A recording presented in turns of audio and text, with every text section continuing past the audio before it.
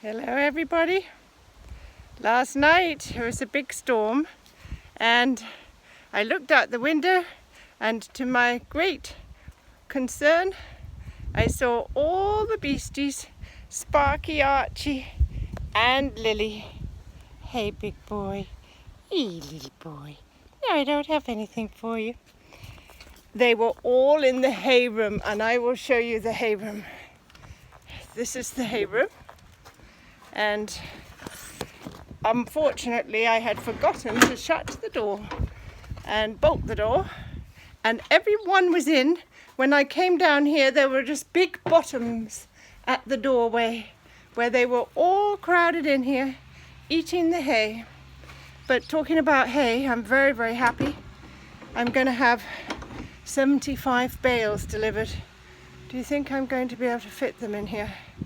But do you know what's the great thing about this hay? 60 of them is fresh. It was just made in June. And that will be so nice for my beasties. And here he is. This is Sparky. So Sparky, I just groomed him and isn't he glimmering? Now, he is eating the hay that was all over the ground when I went into the hay room because they had been pulling things to pieces. So here's the big girl.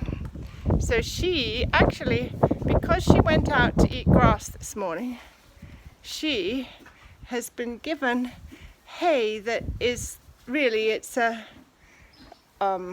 Sparky's hay. It doesn't have that much sugar in it, but she really doesn't need the very sugary, very kind of powerful stuff because she's had she's already had, actually she only grazed for, I just groomed her as well, look at that baby. She only grazed for about 2.5 hours today, and I have a feeling it was because she'd probably been overeating in the hay room.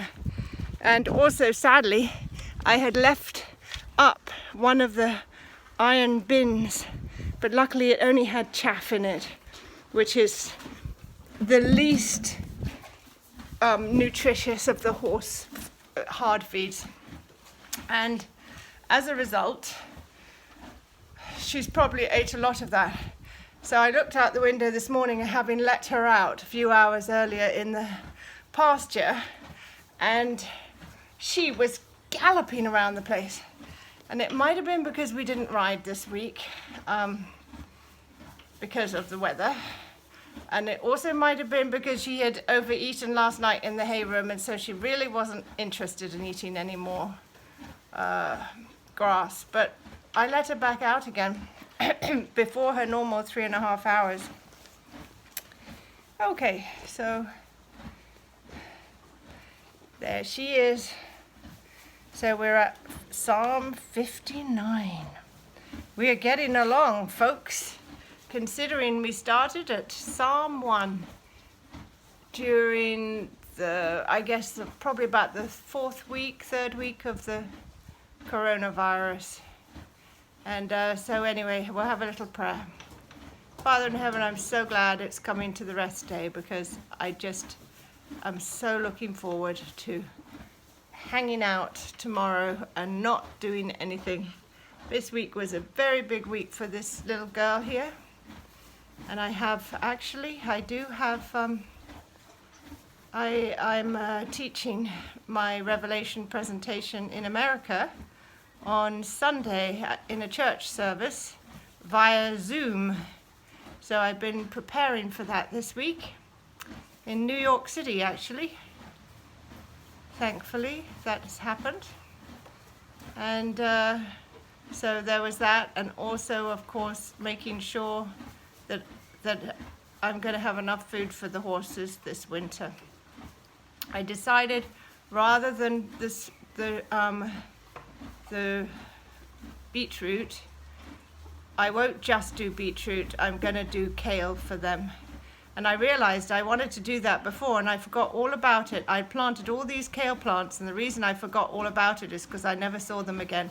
I planted about 20 kale plants that I'd grown from seed, and every one of them had been eaten by a slug, I suppose. And so those were my American kale seeds. So now I bought some British variety, probably, hopefully going to be more hardy for this environment. Maybe even won't be interesting for the slugs, but it's very interesting, isn't it, when you go to buy seeds right now, because everybody's got the same, a lot of people got the same idea, and I actually attribute it to the Holy Spirit. God is saying to us, get ready, things are changing. So unfortunately, the kale that I know grows well here, because I see I've got some plants which haven't been attacked, different kale, couldn't get that. So I'm trying some other kale. Says it's very nutritious, and that's what I would want for my horses in the winter. So hopefully it will do us very well. Please God. Okay. And so Father in heaven, I pray for everyone who's watching, bless their lives. Let them have a relaxing weekend. Please be with us and our animals. And we ask your forgiveness if we've done anything we shouldn't have done, or we haven't done what we should have done, Lord. And God, please show us what this psalm means. And we thank you that every day we look at the Psalms, it's a bright, new, and interesting experience. So, deliver me from mine enemies, O my God. Defend me from them that rise up against me. Deliver me from the workers of iniquity, and save me from bloody men. For lo, they lie in wait for my soul. The mighty are gathered against me, not for my transgression, nor for my sin, O Lord. Do you know, I think I've done the exact same thing that I did yesterday. The other day. I'm at the wrong psalm. We're at Psalm 60, not 59. Okay, let's go with Psalm 60. O God, thou hast cast us off. Thou hast scattered us. Thou hast been displeased. O turn thyself to us again. Thou hast made the earth to tremble. Thou hast broken it. Heal the breaches thereof, for it shaketh. Thou hast showed thy people hard things. Thou hast made us to drink the wine of astonishment. Thou hast given a banner to them that fear thee, that it may be displayed because of thy truth. That thy beloved may be delivered, save with thy right hand, and hear me. God hath spoken in his holiness, I will rejoice. I will divide Shechem, mete out the valley of Succoth. Gilead is mine, and Manasseh is mine. Ephraim also is the strength of mine head. Judah is my lawgiver. Moab is my washpot. Over Edom will I cast out my shoe. Philistia, triumph thou because of me. Who will bring me into the strong city? Who will lead me into Edom? Wilt not thou, O God, which hadst cast us off? And thou, O God, which didst not go out with our armies? Give us help from trouble, for vain is the help of man. Through God we shall do valiantly, for he it is that shall tread down our enemies. Well, this very well might be talking about the very end of the 7-year tribulation period, because it's mentioning here Edom, and it's saying, who will lead me into Edom? And I'm of the opinion, because of Dr. Arnold Fruchtenbaum,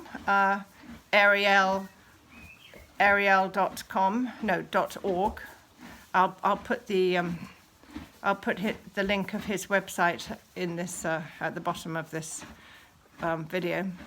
Anyway, because of him, I'm of the opinion that in the final stages of Jacob's trouble, which is Jeremiah chapter 30, verse 7, when the Antichrist, the false prophet, Satan, are after the Jewish people, that they flee to the desert where a place has been prepared to them for them for 1,260 days.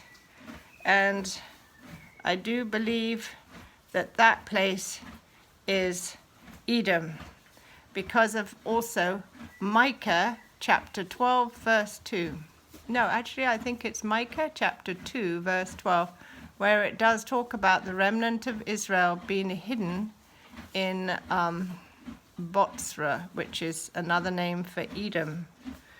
And so it also mentions here in this psalm that God will tread down the enemies, and that does happen.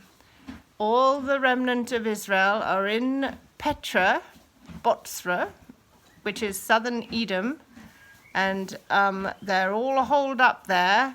They cry out for Jesus to return. They all recognize that he is their Messiah, and then he does come. That's when Jesus returns, and he finishes off all the armies of the world that had come and done a battle against Jerusalem and had taken Jerusalem captive, because it says here, you've showed thy people hard things, you have made us to drink the wine of astonishment. Will you not, O God, you had cast us off, and O God, you did not go out with our armies.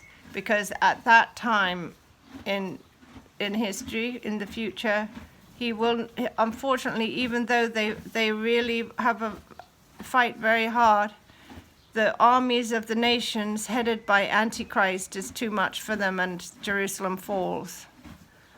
So I think this could be a psalm about, well,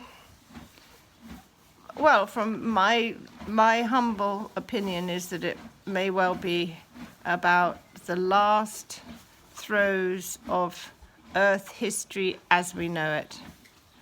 And that's when Jesus returns, and then the wonderful thing, he sets up his millennial kingdom, which will be kicked off by a wedding banquet upon the earth. So I hope everyone has a lovely weekend, and so thank you so much for watching this, and look forward to talking with you again next Monday. Bye.